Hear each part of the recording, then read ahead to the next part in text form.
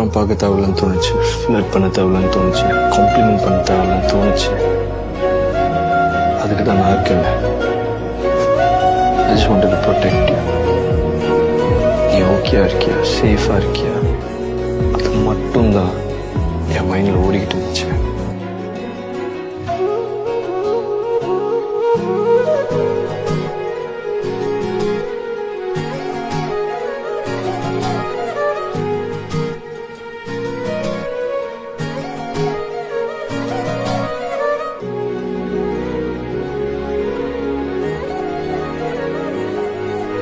நான் இருப்பேன் ஜி.